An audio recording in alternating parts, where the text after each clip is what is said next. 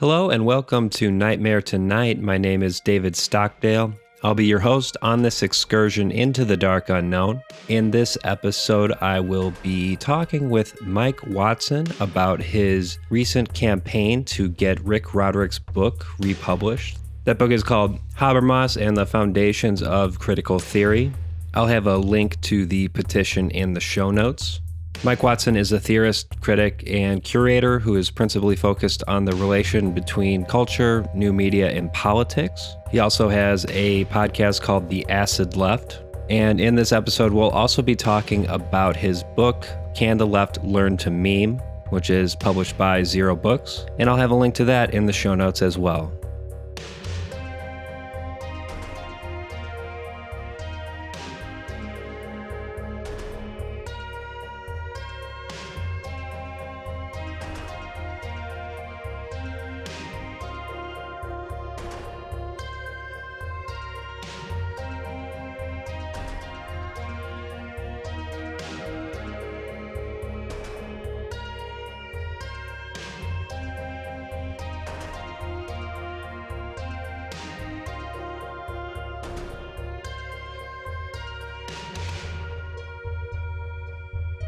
Well, you want to start by talking a little bit about this recent campaign to get Rick Roderick's book back in publication. Why don't we start with that?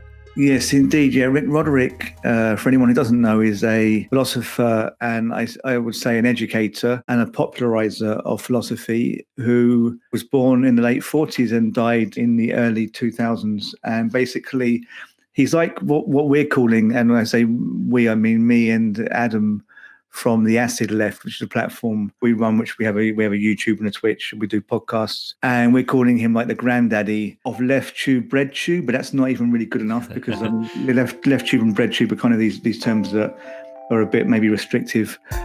When I talked about how my students had no dreams, I mean, what is there left to dream? When I was a kid, I dreamed about dinosaurs. I had a little Walt Disney dinosaur book. Why would I need to dream about dinosaurs now? Steven Spielberg has made them. He's filmed them. They're more real than real dinosaurs. They're hyper real. But, you know, he's a granddaddy of philosophy on the internet, even though he wasn't on the internet really, but now he is, because he ran a video series for a company who was making a number of kind of educative, theoretical videos in the early 90s. And I think still makes educational materials now. It was called The Teaching Company. And he made these videos, 3 series of videos in 91, I believe, 91, 92, and 1993. And they're just brilliant in the way he relates very complex terms in a, you know, very, very, very simply, but also just how he expresses what's going on, and you look at it and you think like, that's like exactly what's going on now. There's no leap in the imagination where to relate to Benjamin or Adorno or whoever, or even Baudrillard, sometimes you have to kind of account for the gap in time. A lot of what Roderick says about a highly commodified society, very rich in images, very kind of superficial image culture, etc., appears completely applicable to now, even though he was generally speaking about TV and film. So for the way he related to people over video and made philosophy kind of accessible, and just the way he grasped things that seems to relate very much to today, I think he's very relevant. And actually his videos are on YouTube, and they have a lot of views, up to sort of 500,000 views on various different sites. Right. And I think he deserves to be kind of credited maybe more than he is. I mean, saying that, obviously I just said he has loads of views, but he's not really seen in like the canon of philosophers or even popular philosophers.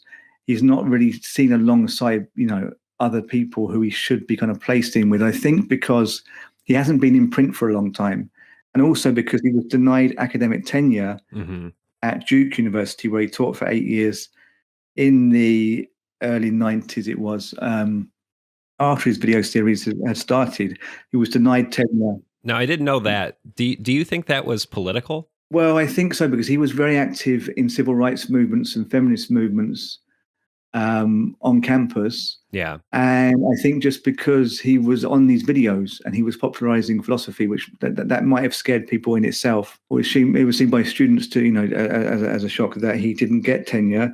and by himself. And I think he ended up working in some lesser universities and kind of like educational programs aimed at adults who wouldn't otherwise have tertiary level education. And I'm sure it was good, but I don't think he ever really regained that position. Though his one book did come out after. No, I get it wrong. Hang on, that's wrong. His one book had already come out. That's right. He didn't publish again. So his one book had already come out in the 80s. If I'm right, yes, Habermas and the Foundations of Critical Theory. So yeah, indeed, I don't think he really regained the heights of his fame when he was making those videos until recently, where he's on all these YouTube videos. He's kind of a bit like Bob Ross, who's got really popular now on Twitch. Yeah, the painting collection guy. Right. Bob Ross just is a huge figure anyway, but he got more popular with younger generations, and now is kind of being made cool again, or actually made cool for the first time, but but made somehow relevant. It's kind of like that, but just not quite on the same level. And I think partly because of this thing of him not getting tenure, so it just seems a great injustice. And if you read his life story, which is on this website rickroderick.org, you can read a memoriam from his son, Max Roderick, who is apparently a poet who has a blog called Poking the Peevish Gutter, which has his poetry there. He's obviously a brilliant writer, because this memoriam is just a brilliant piece of writing in itself, very touching. And you just see that Roderick actually had quite a difficult life, with tragedy in his teens involving a car crash, which I won't go into in any detail, because I think it needs to be read. And then drug dependence, I think antidepressants later on. And then he died fairly young in 2002. So he was born in the 40s. So born in 49, so in his 50s. So yeah, I mean, you just look at the way he really went all out to make philosophy kind of available to all, but then got shunned, I imagine, in part for that by the academic community. And I just feel that given that, and given that probably being in response to the very difficult conditions he lived through, him kind of trying to search for a meaning, finding it through philosophy, and finding it, in giving philosophy to like the masses so far as he could. It kind of all feels that links to his difficult life conditions, and that we should maybe be recognizing him for that. So I made a petition called simply Republish Rick Roderick's book, because Springer Link, who are part of Palgrave Macmillan, have got the book on the website, but it's not for sale. And they have like just a section of it, a couple of pages from various chapters in PDF. So there's kind of a teaser there, but you can't actually see it. So I wrote to them, and then you always, as you do when you write to these companies, you get caught in like this kind of loop I got caught in, which was a kind of semi-human automized loop. So every so often a human actor would intervene and say, sorry, this is taking so long. We're putting... And Roderick would have a few things to say about that, right? That bureaucratic process of trying to just get a simple message across to somebody. It did seem kind of fitting, and then it got passed on. So what happened is I started this petition with Adam Ray Adkins. So it's kind of from the acid left, but we haven't written that on the petition.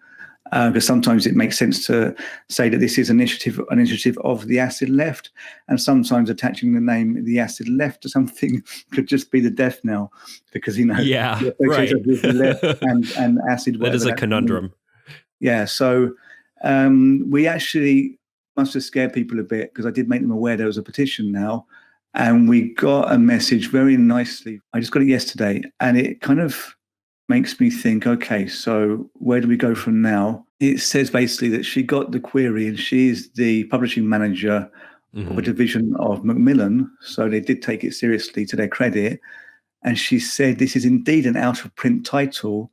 We don't have the rights to re-release it, place it in the public domain. As a consequence, it seems, of the author being deceased. But if we can contact the author's estate to negotiate a resurrection of the work, they look forward to reverting the rights so they can take this forward. And I think they mean so that another publisher can publish it, but they will release the rights, but it has to be with permission of somebody from the estate. So that would probably be his son, right? Yeah, I'm thinking. So what I might do now is contact Max Roderick, but of course you think then he may have been through this, or he may have his reasons for not wanting to pursue it. So we have to be very, very kind of respectful. But we do want to get hold of Max Roderick, who's on Twitter. But I would say also, it doesn't hurt to ask, right? Yeah, for sure, yeah. And hopefully he'll see that we have good intentions. And I think we need to get people to sign that petition more, because we have 252 supporters. It's not, I mean, it's good, but it's going to look a lot better if we hit 500, for example. So I don't know if you can put the link beneath the video or something. Oh, absolutely. Because we're not. Yeah, I wholeheartedly endorse the campaign, and I will have a link in the video description for anyone who has found value in Roderick's lectures on YouTube. I think it would be a great idea to sign this petition and show that there's demand for this book. Yeah, and we're not trying to like put pressure on the publisher. That was never the thing. It's more like a mimetic campaign, a meme campaign. That this is part of it. That it's a petition. It's kind of fun. Yeah, it's not trying to make anyone look bad. But obviously, with more signatures, it's going to look better than it already does in terms of getting these people to maybe take notice, and then someone will see the potential in republishing this book. Mm-hmm. Hopefully, with a new introduction, maybe someone can kind of put him in a contemporary context. It would be great to see an introduction by Zizek, for example, would be one person who comes to mind. So the more signatures we get, the more we can try and get some big people behind this to republish the book, with like forwards and introductions by relevant people who can kind of really bring him, to prominence in the way he should be seen. Excellent. Yeah. I do wonder what Roderick would make of someone like Zizek, because it's like he often took a very sort of ambivalent stance towards certain figures. This is a different figure, but I'm just remembering his lecture on Baudrillard where he's like, I don't, he kind of establishes that he's not as cynical maybe as Baudrillard, but then he kind of says, you should read books by this person. I don't know what else to say. Baudrillard calls it the ecstasy of communication. I'm trying to do this in a kind of ironic way. I don't know how one presents this kind of material. I suggest you read books by this person. I just love his Roderickisms. I don't know what else to call them, but his sort of, I got the sense that he's kind of skeptical maybe of some of Baudrillard's claims in particular. Yeah, he seems skeptical on the whole of many things, but he's also, I think, put in a tricky position because he's teaching. Right. And I've taught before. I taught for a few years in an American uni in Rome, in Italy. And you're often in a position of thinking like there may be some devout Christians in the class. There may be some devout Muslims. There may be some people who are strongly feminist, and all these things are good. And there may be, somebody who's strongly into racial identity, and then a Marxist, and then a number of anti-Marxists, whatever. Could have a Gulf War veteran, and then you're sitting there talking about a book that the Gulf War did not take place. Yeah, when you do have somebody, and often actually ex-soldiers will tell you quite early on, and they can be really good. They're generally very respectful, but then when you do have an ex-soldier, you do think twice before saying certain things. So there is that. You see him go through all these motions of like condemning things, but nearly everything, and you think sometimes is he just like trying to avoid getting in trouble? But then other times you see him quite sharply call out the institution, the Duke University. Right. I don't know if he was recording the lectures in the university because he had an audience generally. I don't know how involved they were in the contract he got with the company who were producing the lectures, but he does say some things about them. Yeah. There was one thing about the treatment of coloured students and how often they tend to get arrested and more than white students, and the university's reaction to that. There was another one about grades, and like I tried to give everyone an A, but I can't do that. Or at least that's something that he tried to do once, I know that. So he said, I have a lottery at the end of the course for who gets the B. I love what he's talking about. I think it's in his Foucault lecture where he's talking about like demonstrating demonstrating institutional power by giving somebody an F. Yeah, but then he said, yes, he does, but maybe it wasn't Foucault. I'm not sure. He said something similar to that. But then he says, and if you have doubts about, he said, if you have doubts about institutional power, think about grading.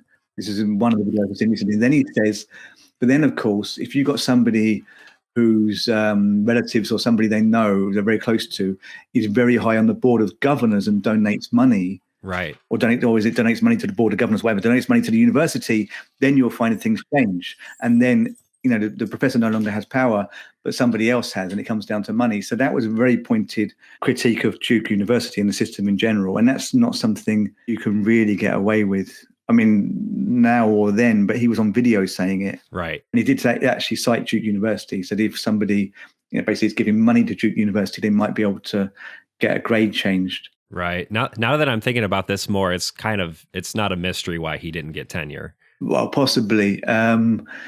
It's not a mystery at all. But in that sense, okay, you take that, then okay, then of course they might have just been annoyed at him saying things like that, and just generally him being on video. I think it's clear, but then it remains a mystery in any official way. You see what I mean? I mean, these are the kind of things that one can never really say for sure, but it suggests, it's kind of clear, yeah. But I still think that's wrong, Absolutely, it's horrendous. There's a little something called academic freedom that we need to defend, right? Yeah. In particular, I love Roderick's Masters of Suspicion series. I've continually gone back to that for inspiration. I just listen to it while I'm commuting. It's just one of those things that the more you listen to it, the more things you pick out. Roderick can be somewhat famously heard towards the beginning of the Zero Books intro, their typical intro. He says, "We live in the interregnum between worlds." Just doing my best. That's my best attempt at a West Texas accent. Some of my family's from Tennessee, so it's a different accent, but I can somewhat mimic it. But I do find that statement in particular to be intriguing. The idea that at that time, people were kind of living between worlds, between the modern world and the postmodern world.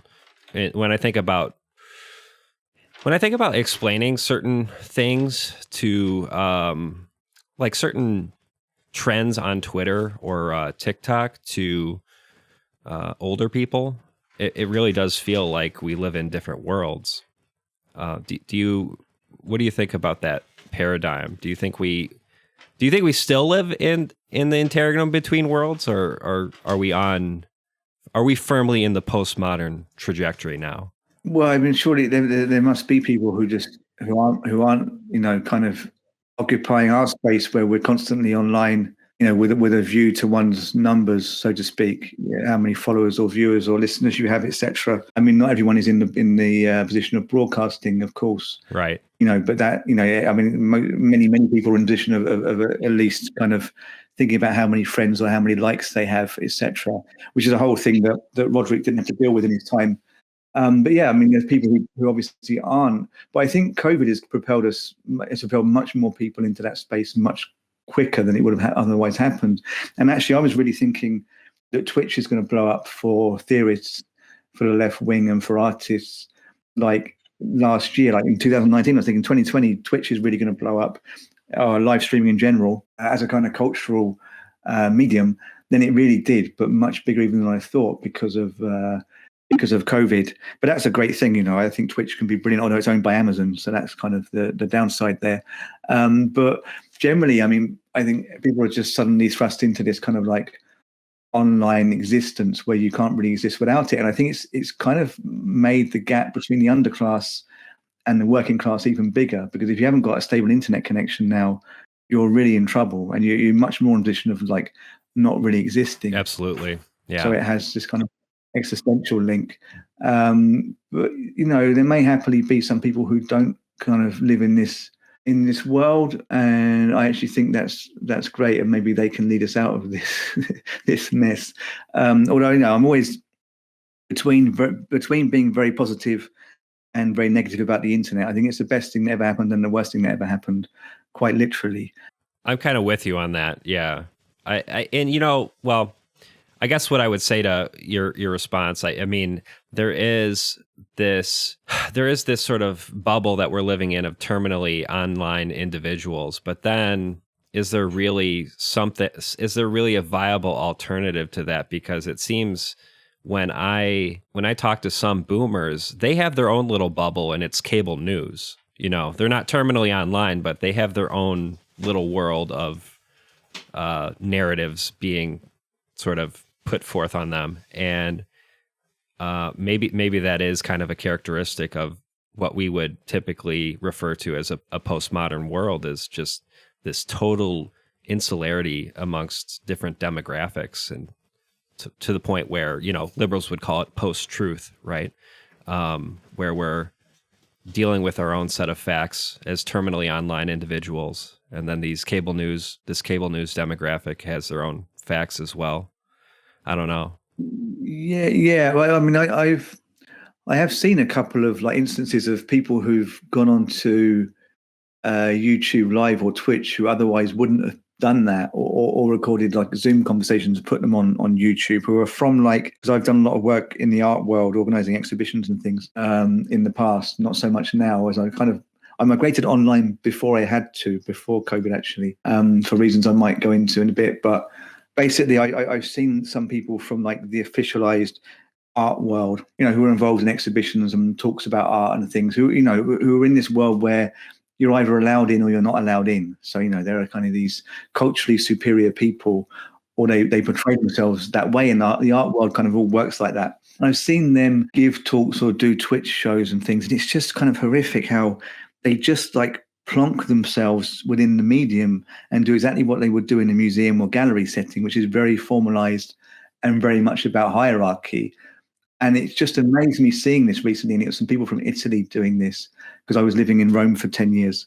And that's where I mostly worked in the art world. And Italy still has this kind of very traditionalist way of doing things within cultural fields. And just thinking they're kind of gate crashing, the internet realm, the realm of everything being horizontal, which is what makes it so great, that's why I migrated from the art world, because I didn't like the hierarchy. So kind of got more into internet, where I'd already been involved in the blogging community in the first decade of the 2000s, where you had Mark Fisher and Graham Harmon, who's still going with his blog, but he's got his theory bloggers, sorry. And I was kind of on the fringe of that, but I got kind of back into that and threw that into YouTube and whatnot and memes. But because I just didn't like the art world that professes to be the space for culture for all, museums will kind of always have these phrases, and government policy makers as well. But actually, it's not for all at all. You always feel like you shouldn't be there in a museum or a gallery. I wanted to get away from that towards the internet, which really is a space for all. But then when you see the kind of hierarchical space enter into the space for all, they can really throw a spanner in the works. And it's funny because it's us trying to throw a spanner, in the officialized system to sabotage that. But they can actually, in a blundering way, end up threatening the meme sphere. Yeah, you say that online is horizontal, but I mean, there is this element of social capital, right? And on top of that, there is the element of, if you're doing things on YouTube can demonetize your channel instantly the second you become a threat to their bottom line, right? But I mean, for the most part, lefties get caught up in the demonetization thing just because the algorithm is stupid, right? Yeah, but that's not very. Yeah, exactly. It's not really hierarchical. It's just random. It is. Yeah, it's sort of just it is a byproduct of the fact that YouTube has to account for, conspiracy theorists and whatnot on their platform. So I don't know.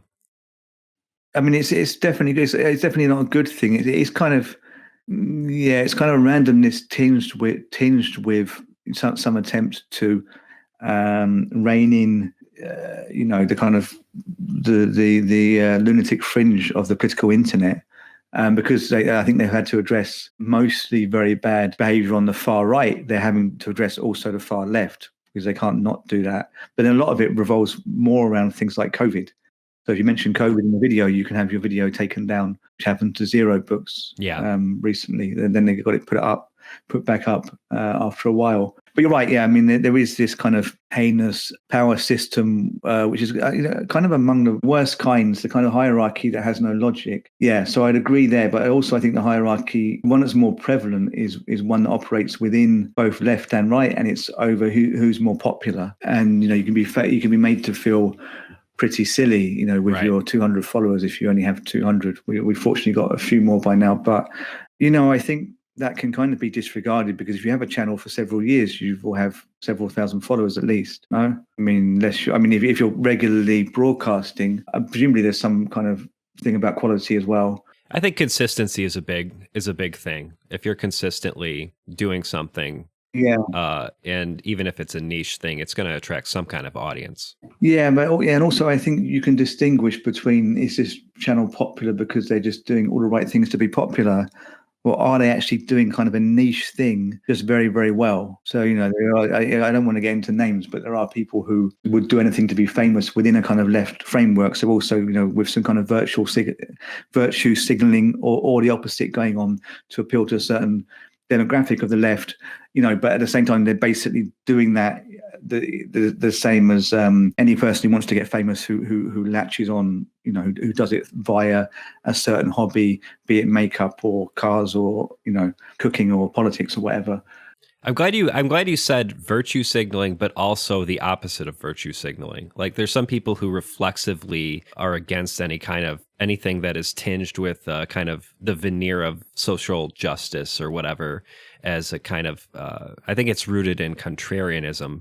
And that has its own, like, you can get a niche audience doing that consistently. Yeah, and quite big audiences, actually. Some of the bigger players on kind of broadly left YouTube are very kind of, they're very suspect of woke culture. But then, I think it's also straw manning. But it's weird just how close they are to the right on this. The anti-woke right wing seem to cross over with a section of the left wing online. And you're right. Well, as I said, and then you agree, but this is kind of anti-virtue signaling. It does kind of worry me a bit. I think it's one of the more disturbed kind of things going on right now on the left. You can almost expect it from the right, although it's kind of wrong-headed. But on the left, I don't really get what could be wrong with somebody finding their entree into left politics through the fact that they are, for example, black or female, and then maybe they're going to go too far with that or totally disregard materialist politics. But then that's where you need to kind of be having some kind of conversation. That's where you need to do the work of trying to convince them that materialist politics is something that is in their interest. Exactly, yeah. And it's a big conversation to be had. But there seems to be like one extreme or the other, and people are very much tying their own identity to this kind of anti-identitarianism. It's weird. I don't know how it manages to kind of push people's buttons so much, because I just kind of take it that, okay, I'm white, working class, but I'm English, and I am white, so I'm white, I'm English, working class, but I can't say I'm underprivileged. Wait a minute, you're English? I didn't detect that at all. No, I'm just kidding. Oh no, yeah, for sure, yeah. I thought it would have been odd, but to try and get that right for the third time, because I was actually coming about that sentence the wrong way around. So hang on. Okay, so I never had money in my life, or my family never gave me money. I mean, if they could send me 20 quid, which is like $25 or something, when I was really in trouble. But basically we were working class. Mm-hmm. I'm white and English. Okay, so I can kind of see that. I can go, okay, I'm working class, so I'm not privileged, but I'm white and English, and all of that makes me super privileged in many ways. So I can do that equation. I don't know why that it upsets so many people that they can't do it. That they get angry that there's this thing of whites being privileged, and they go, yeah, but we're all so poor or whatever, poor in America. That's it's the basic premise of intersectionality, right? Yeah. And I think the thing is, obviously, liberal politicians weaponize this rhetoric for their own agenda, and that's a problem. But when you take the position that anyone who talks like this is simply virtue signaling in the sense that they are not sincere, or they are simply trying to sort of garner clout, that's where I think you run into trouble, is that sort of bad faith assumption that anyone who uses maybe we would say the language of identity politics, that anyone who does that is just like is cynically trying to sort of garner clout. I think that's that is a problem. problem for sure. And I think, obviously people have been victim of that, or some people find that incredibly cringe-worthy. So there may be people who are non-white who just see that happening and think, oh, that's just horrible. And that's, you do see a number of people who you would think might be identitarian and they're not, I guess, specifically because they're just finding that so horrible that's going on. Right. And then you get people who, like me, I've had that being attacked, and also teaching is just frightening sometimes when you're thinking you just got to avoid saying the wrong thing as a white Englishman. But I just take it that will go on, and you have to kind of deal with it. And maybe you have to shrug it off sometimes. If you're trying your hardest, but probably every so often I'll probably do say something massively dumb as a white man. I'm sure I do too. And you just have to accept that, right? That we're not going to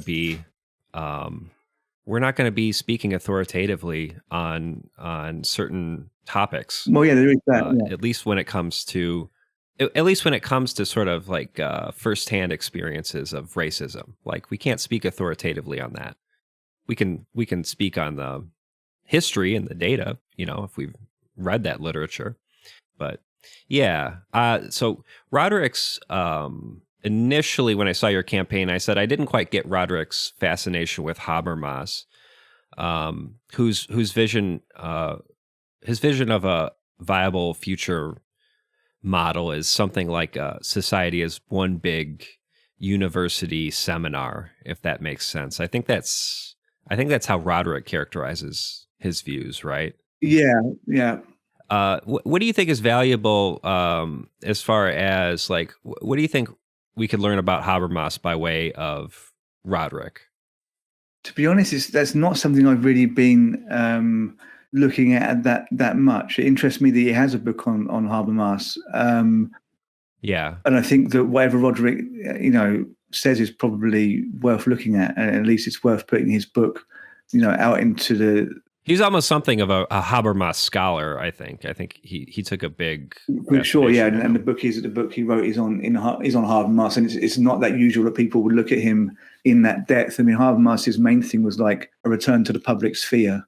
He has this main text, the structural transformation of the public sphere, which I did buy.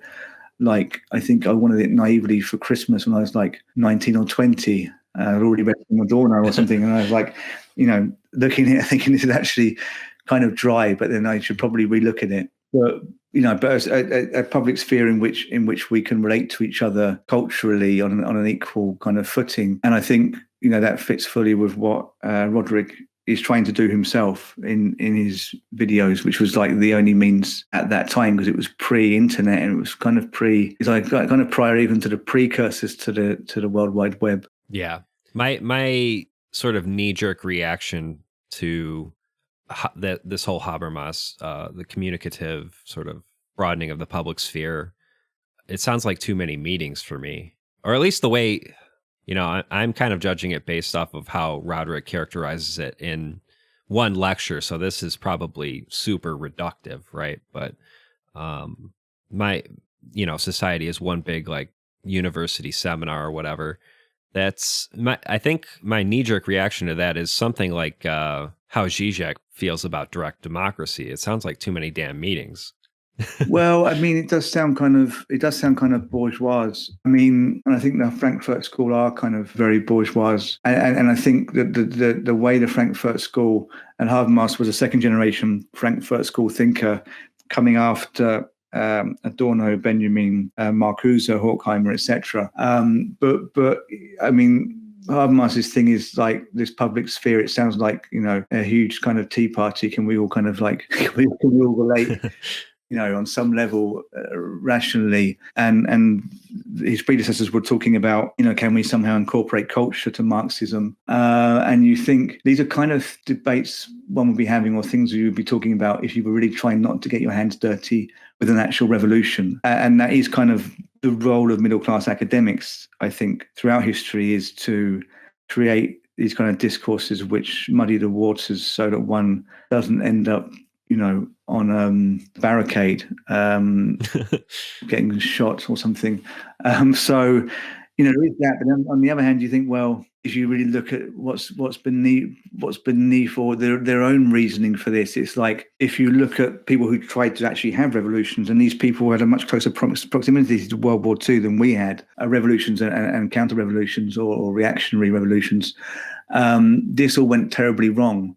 So I think although Habermas is younger than the other generation, he's like looking at, can we try this kind of mode of dialogue or operating in the public sphere, precisely so we avoid, instead another revolution that's going to inevitably fail. And Adorno had a brilliant term here. He got in quite a big argument with Marcuse in the late 60s.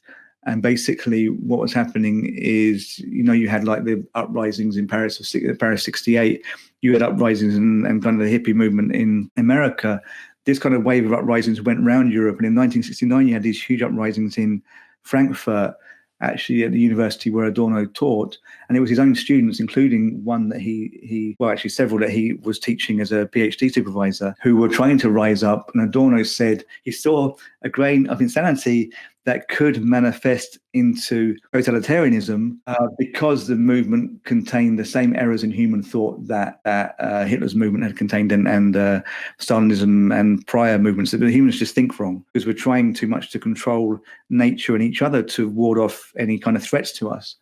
So then when you look at their terribly middle class kind of reactions, like something called the public sphere, or, the idea that we need kind of more art done in the right way, it's really just, an attempt to avoid ending up, back with the death camps or gulags or whatever, because for them, any kind of revolution goes skewered into totalitarianism. Yeah, and it's important to keep in mind that was a very real thing for them, the possibility, because they experienced it.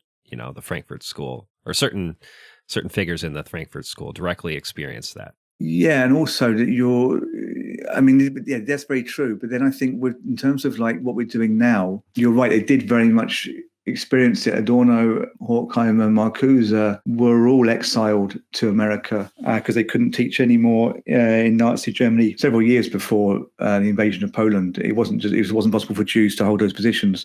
So they went to the US. They all ended up in the US at some point. Adorno at some point went to the UK before that. But it was very real. And then they were getting news back of the possibility of the existence of the camps, which wasn't confirmed completely. Well, to the military in the UK and America wasn't confirmed till 1944, but then till after the war. But there was already this, they kind of knew that this was happening. And they lost friends and they lost Walter Benjamin. Right. Who was part of the Frankfurt School, who tried to escape via Spain and Portugal to the US. And the laws got changed that you can no longer take that route as he got to the border. So then he killed himself there. Right.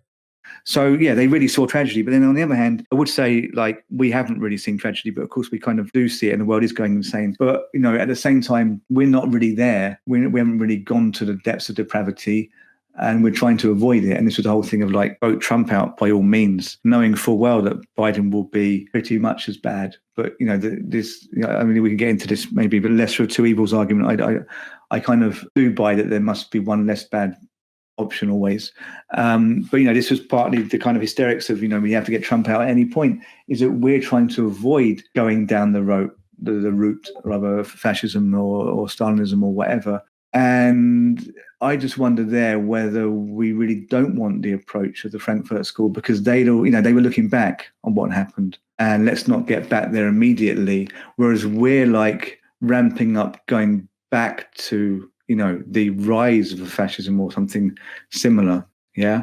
So maybe we need to be making some more urgent statements rather than, Adorno saying abstract art would be a better way of like realigning the human way of thinking. But like, it's not like abstract art's going to work in literally trying to stop, the rise of a totalitarian right in your country. You see what I mean? Of course. So, yeah. Maybe street protests and things, maybe grassroots movements, which are very direct, are more the thing now, or should be. And we're obviously getting into some subject matter that you discuss in your book, which I haven't I haven't had a good opportunity to get to dig into, but it does touch on something I continually kind of grapple with, which is the question of whether or not like I'm really doing anything by producing media in this digital landscape. Do you? So, I mean, you wrote this book a few years ago, right?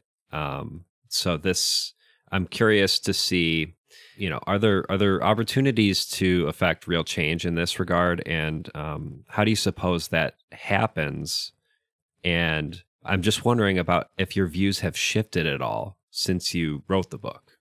Yeah, maybe, yeah. But there's maybe two ways of looking at it, because the book does go along a bit with Adorno, who basically said that like a kind of an art form that kind of depicts what's wrong with the world will just kind of play back into that problem. So there's this kind of thing he calls identification. So the problem with human thinking is we tend to proceed by identifying things, by categorizing things, giving it names, measurements, etc. And by doing that, we think we can control it, because we're in constant fear for our own, given the dangers posed by nature. Adorno says that capitalism, rationality, numbers, the numerical count, and wage labor, etc. This all comes from identifying nature and each other too much. So then he says, well, that's a problem. We're only going to get away from that by stopping identifying. So his solution is that we favor abstract art, that in its kind of craziness where you can't see what's happening with an abstract artwork or music piece or whatever, you can't identify. In the moment that you're listening to a kind of way out classical piece of music, he was talking about people like Schoenberg or Mahler, you can't like at that point be judging things or giving things a kind of value, and you're momentarily kind of taken out of that wrong way of thinking towards what he would call a non-identity thinking. So I kind of say that he said that's why high art of an abstract nature is better than mass-produced like TV, film, etc. And I kind of say that, well, with memes, that's kind of turned around a bit, because memes in themselves are generally identifying. They're generally pointing to problems. They're generally stereotyping things or whatever. So they're not going to function. But the whole sum of memes, the whole of the internet, is kind of abstract. It is kind of disarming when you're on it. You do kind of enter this kind of phase of this space of not really knowing. So I kind of say that the internet should be pushed to its kind of ultimate conclusion. And if it becomes radically abstract, I don't mean necessarily by making abstract works on the internet, but I just mean by letting it become more crazy.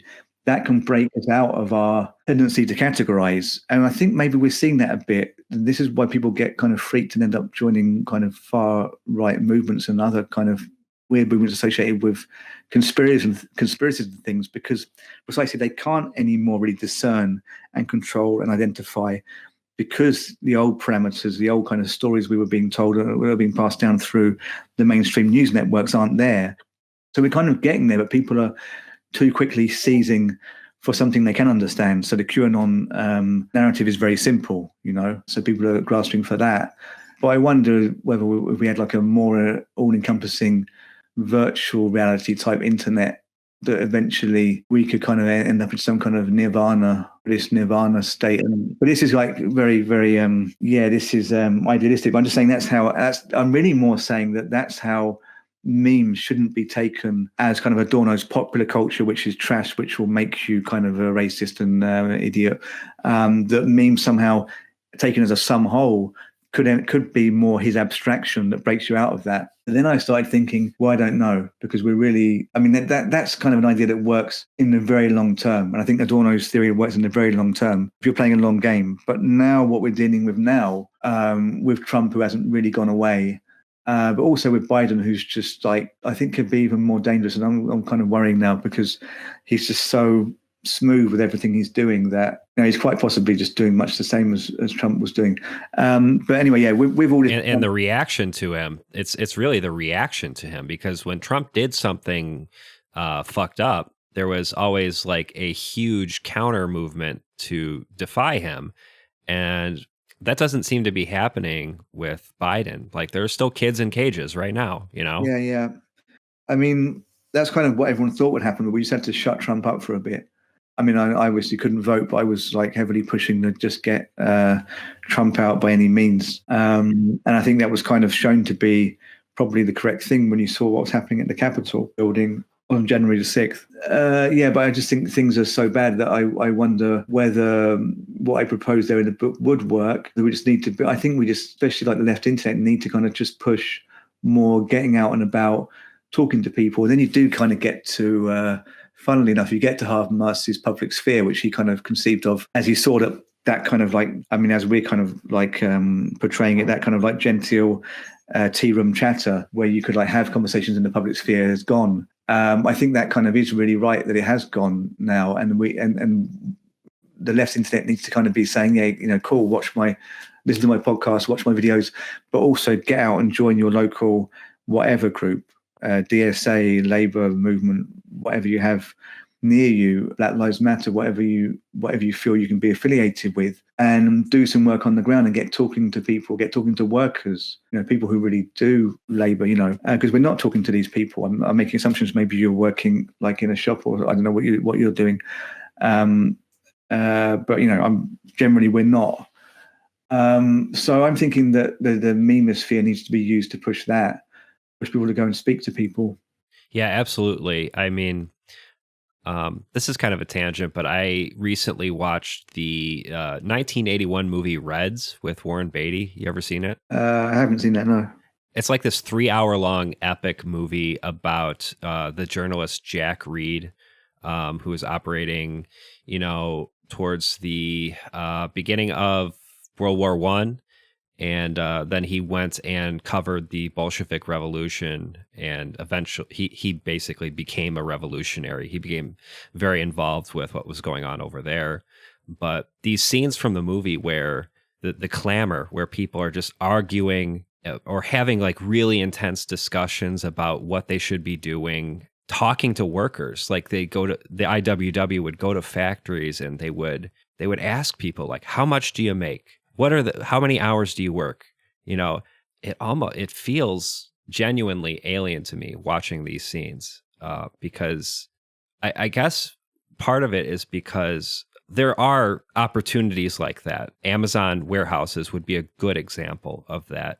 But at the same time, there is this hyper atomization where people's jobs don't generally bring them together all in the same place like that anymore. Unless, like I said, it's like an Amazon warehouse or something like that.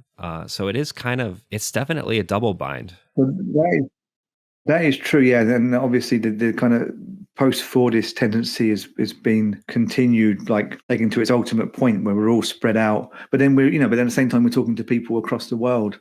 Right. You know, we can link up that way.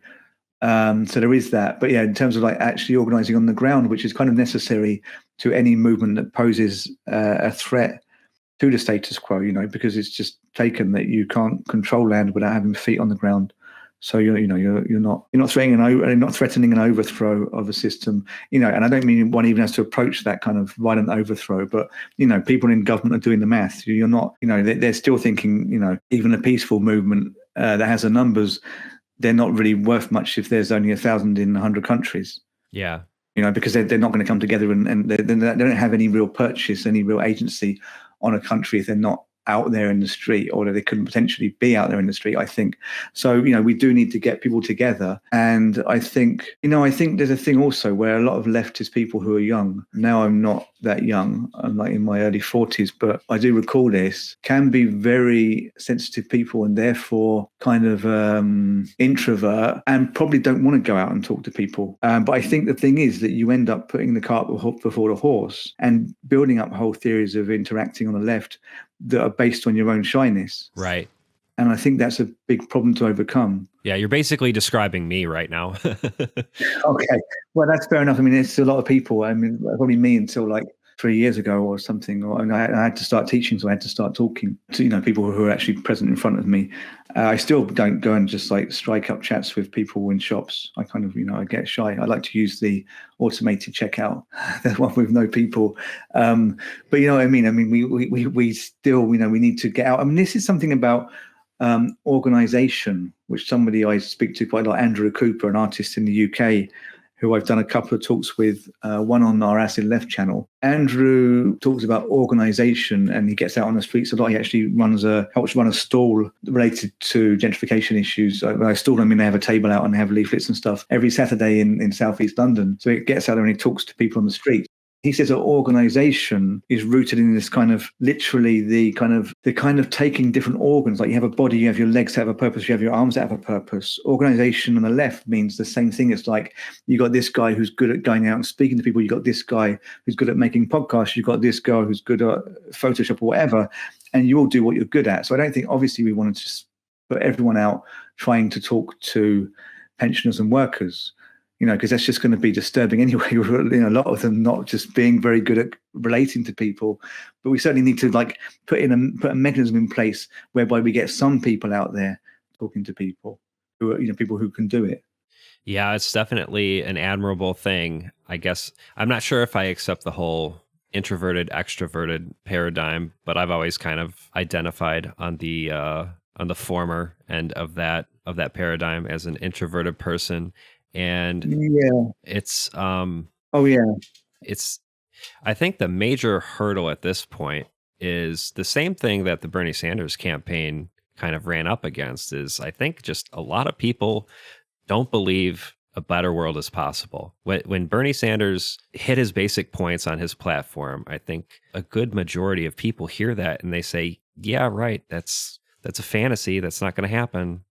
That seems to me to be the foremost hurdle that we need to overcome, is that general, knee-jerk reaction that these things simply aren't possible. A better world is not possible. Yeah, I think that would require thinking through why it does seem impossible, with people going through that. And I think you would get into things just like the very wealthy having so much more money and power today that they can just stop these things being possible. They can stop Bernie getting in. They can stop Corbyn. They stopped getting in. And then it is the Democrats and Labour that screw up the left of their own parties. But of course, it's going to be them. That's how you stop the far left. But it's still wealth, infiltrating these parties. Is still the capitalist class making that happen. And I think the upside of that is I think most people are on board with that basic premise. Maybe if you kind of take out some of the ideological tinge to it, I think people are basically on board with the premise that rich people run the show,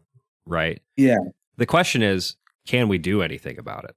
And that's where I think the major hurdle is. Yeah, well, that's the real tricky thing. But I think that's where you have to look at how much your labor value is important to the profit margins. That, this gets into basic Marx, but when everybody in a given field is selling basically the same product, how are they going to get the edge so that they can sell their product with a higher profit margin? What's the one cost you can drive down when all other costs are equal? This kind of keeps happening in various industries, that you end up at parity of the basic cost until somebody makes the technological advance. So when you've got parity of most material costs, then you're going to try and drive down the cost of production, which is why you're losing industry in America, because people are producing abroad, for example. Now, Trump will say, I'm going to bring back industry, but he couldn't, because the fact is it's been moved abroad for those reasons I just said. So basically, if you can get people to see that, and it's really all about the value of one's body, then it comes to, okay, then we need to mount a strike, for example. But then, why can't we mount strikes? Because we're all working separately. Why are we all working separately? Because they don't want us to strike, etc. But if you can at least get people to see those very simple things without saying Marx every sentence. Right. I agree with you, because if you say that, you scare people wrongly, but that's just a fact. Then maybe somehow then we can make some headway. But then I think that still comes down to just simply from a logistical point of view, getting people together, either to strike or just to show that you have the numbers physically that impress on powerful people's minds that, okay, these people are now potentially a risk should they ever want to be one. I think that's kind of it. I'm also an introvert, but I'm just thinking, this is important somehow, because I've been saying this for a while, but I kind of say it and then stop pushing it because it falls on deaf ears. But the left internet needs to push us doing stuff in public. But you run up against the same thing I said earlier, that left academia is a very good exercise in avoiding action, and unfortunately that stands very much for Marxists. Yeah. In their constantly poring over Marx, because it means that then they're doing that and not having to go and talk to people. Yeah, shots fired. I feel I'm in this tweet and I don't like it. I'm in this picture and I don't like it. I didn't mean to. I never saw you as one of these people. Frankly, I didn't ever. I have other people in mind. Some of them are my friends. No, it's my own. It's my own personal insecurity. It's fine. But on the upside, or maybe this is something of an upside. Maybe this is just a necessary part of the process in terms of, like, for instance, seeing someone like Bernie Sanders fail could be a necessary part of a radicalization process whereby a critical mass of people do eventually come to these conclusions. And with respect to this whole, are these things really possible? Is a better future really possible?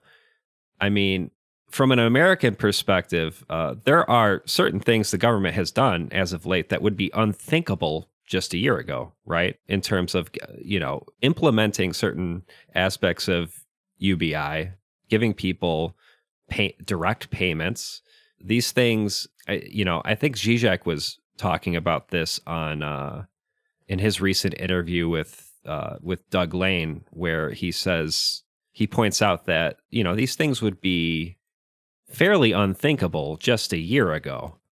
Yeah, but that's for sure. Yeah, that's interesting, and it's interesting that this IMF initiative, the Great Reset, was already kind of planned for around now, where they're pushing to like a global Green New Deal type thing, but not, I don't think, as strong as a Green New Deal coming from Labour or Bernie's Democrats, should he have got in power. But that you have the IMF saying, God, we can't go ahead with this. We can't keep down this route of kind of like an international nationalism, with different countries pushing nationalism, but kind of together, making more headway than an international kind of liberal left. So they're trying to take control of the agenda with this Great Reset and push a kind of, New Deal economics or kind of post World War II welfareism.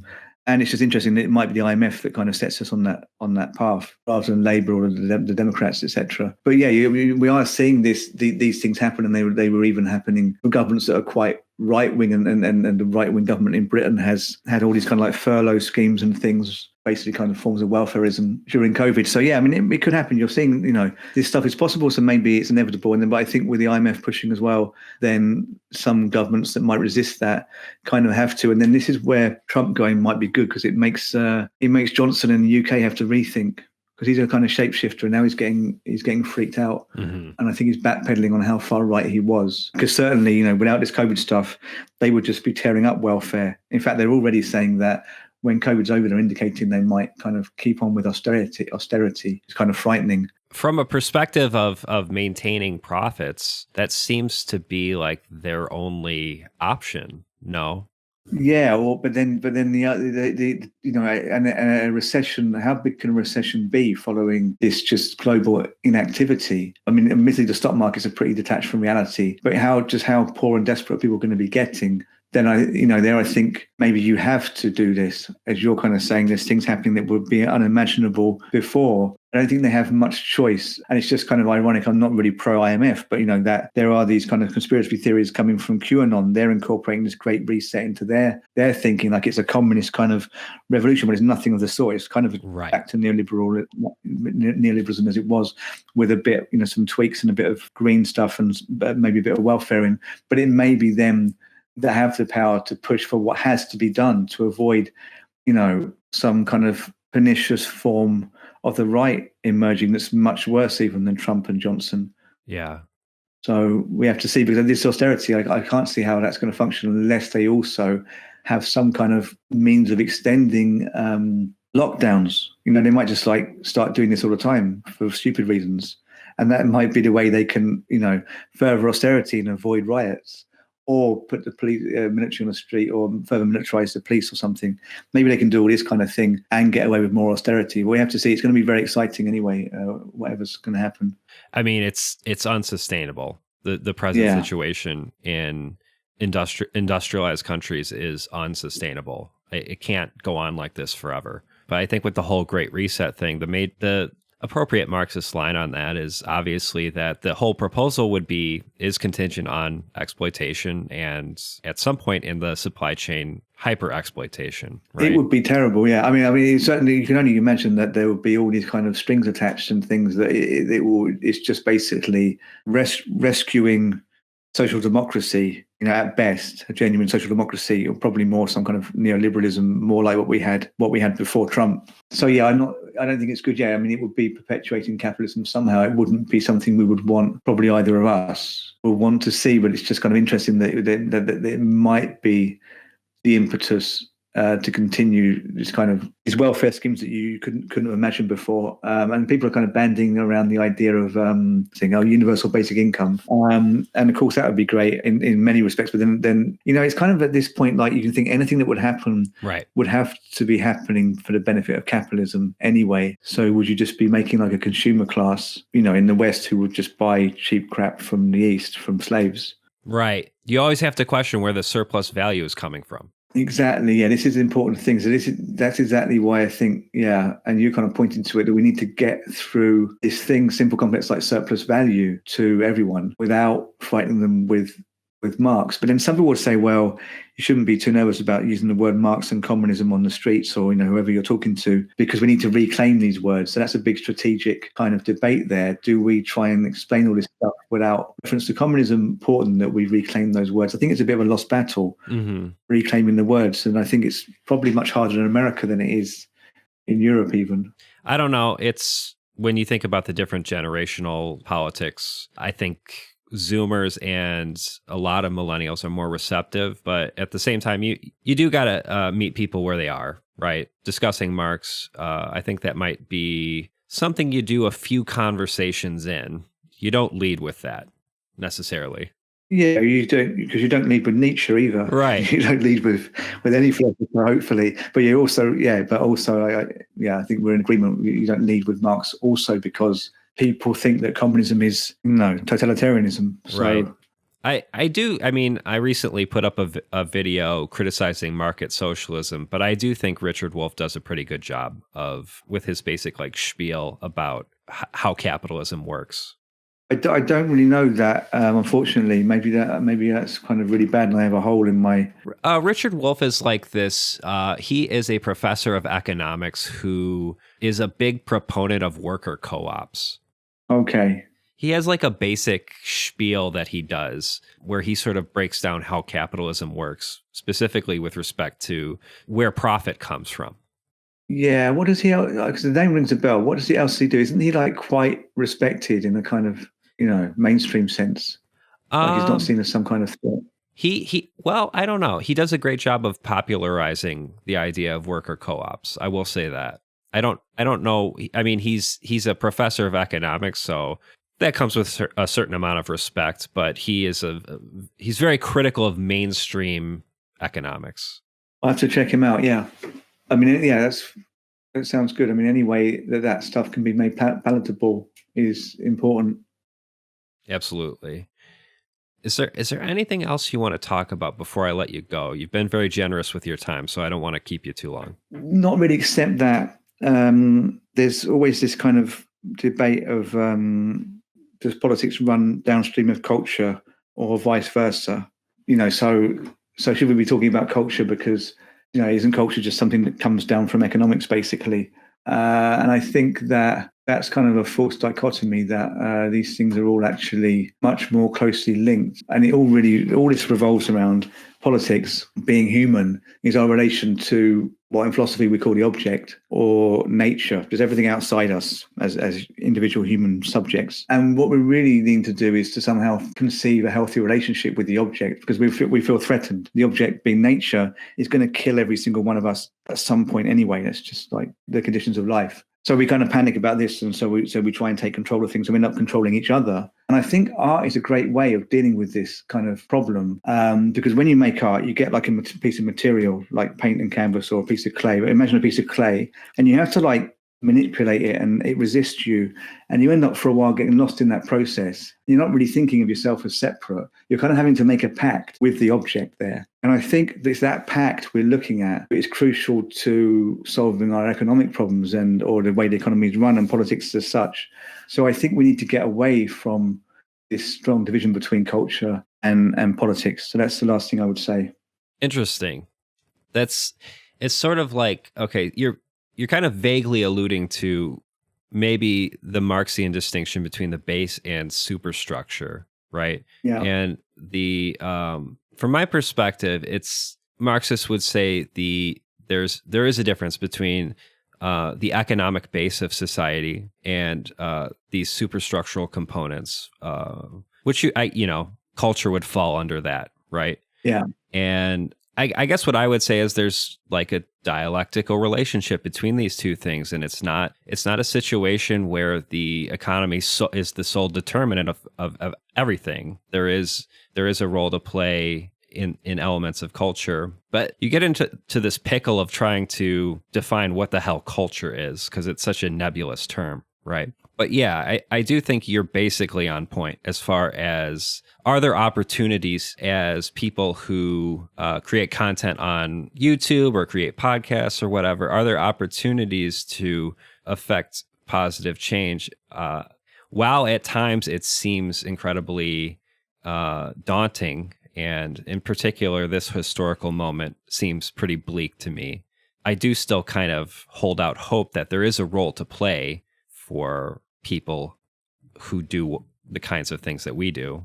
Yeah, I think it's a complaint for much of like the history of media theory, which is really kind of a branch of philosophy. If you look at people like Adorno and Benjamin, Baudrillard, Sontag, etc., one of the main complaints has always been that it's top down, that it's all one way, that we can't produce, we're just receiving. And if that is the case, does that not mean that we're now in a much better position than we were before? Because now we're all producers. So I think, if we've solved one of the main complaints, we have to be a little bit happy and try and use that to positive effect. That wraps it up for this episode of Nightmare Tonight. Thank you for listening. If you enjoy my content and want to support me on a monthly basis, you can do so on patreon.com/Nightmare Masterclass. Thank you and good night.